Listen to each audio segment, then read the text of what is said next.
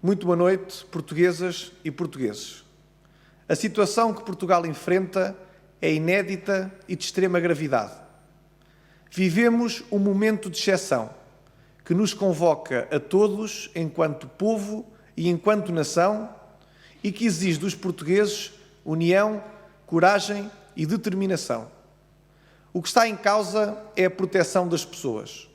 É com firmeza e espírito de compromisso que o CDS exorta o Governo a agir de forma competente e implacável no combate ao Covid-19. A evolução dos números dos últimos dias aponta para um agravamento descontrolado da infecção, o que implicará um recurso massificado ao Serviço Nacional de Saúde, para que este não está preparado. Conter a pandemia e minimizar as cadeias de transmissão, diluindo o pico da crise, exige medidas drásticas e urgentes. Reitero, por isso, o que tive a oportunidade de transmitir ao Sr. Primeiro-Ministro na passada quinta-feira. Amanhã lamentaremos profundamente tudo o que não tivermos sido capazes de fazer hoje. Pelo nosso lado, no CDS, a prioridade são as pessoas, a sua saúde e a sua vida.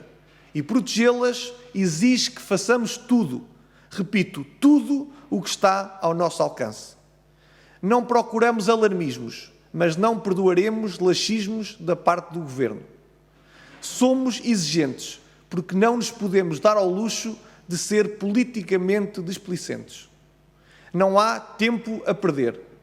Os portugueses esperam encontrar no Governo uma liderança serena, uma voz de comando confiável, uma coordenação que não tenha medo de decidir, que faça o que é preciso e que atue por precaução. Para grandes males, grandes remédios. Este é o tempo de reclamar grandes remédios. O CDS tem, desde a primeira hora, recomendado ao Governo que atue decisivamente no combate à pandemia. Propusemos o encerramento imediato das escolas, o controle sanitário nas fronteiras, a suspensão dos voos de e para zonas de risco e o fecho de todos os espaços públicos não essenciais. Para mitigar os efeitos económicos da crise, propusemos a atribuição de um subsídio de apoio correspondente a 100% da retribuição aos encarregados de crianças em idade escolar, a eliminação do pagamento especial por conta relativo a 2020, o adiamento e faseamento do pagamento do IRC, a flexibilização das regras europeias em matéria de auxílios de Estado e a negociação de um plano europeu de solidariedade para financiamento dos Estados afetados. Disponibilizámos-nos também para integrar um gabinete de crise, em articulação com as áreas da governação e o setor privado, que pudesse enfrentar este momento de emergência nacional com espírito patriótico. Contudo, as medidas adotadas pelo Governo, embora importantes, têm-se revelado brandas e insuficientes. Boa parte das nossas propostas não foi ainda implementada. É imperioso agir de imediato e por antecipação, em lugar de responder reativamente. Impõe-se ao Governo que saiba agir em vez de reagir. Os sacrifícios que soubermos fazer hoje serão o garante da nossa liberdade amanhã.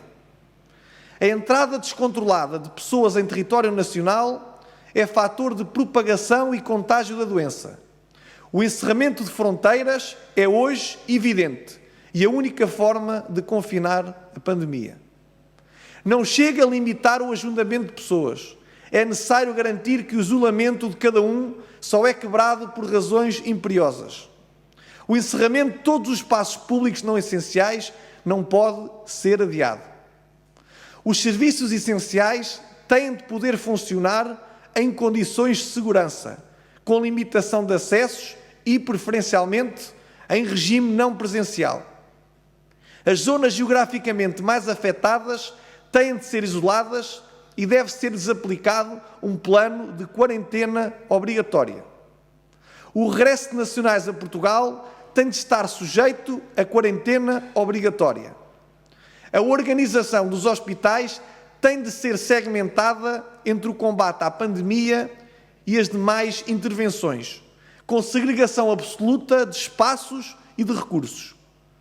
A atividade profissional nos setores essenciais, como a dos profissionais de saúde e das forças de segurança, tem de ser desenvolvida em condições de absoluta segurança.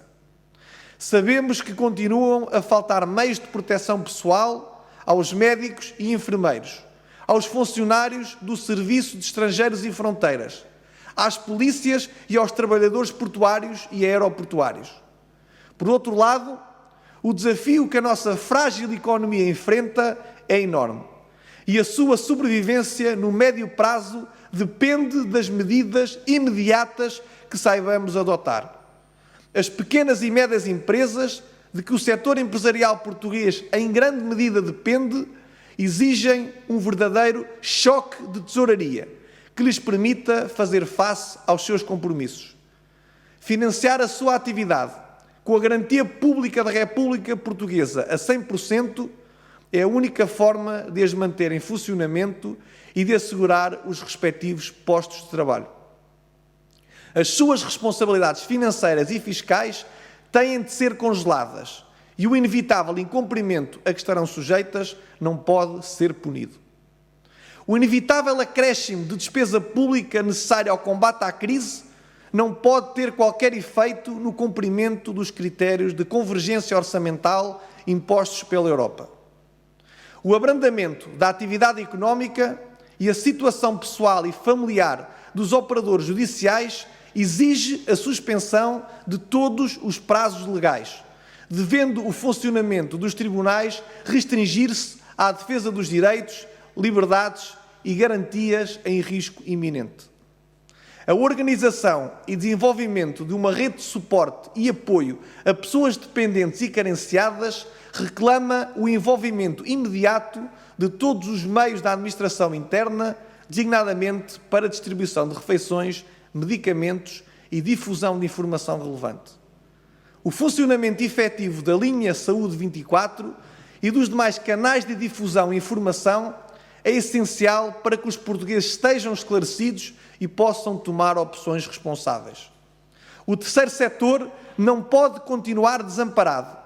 Ajudar os que ajudam a ajudar e garantir que as instituições de solidariedade chegam efetivamente a quem precisa é uma tarefa prioritária do Estado neste momento único.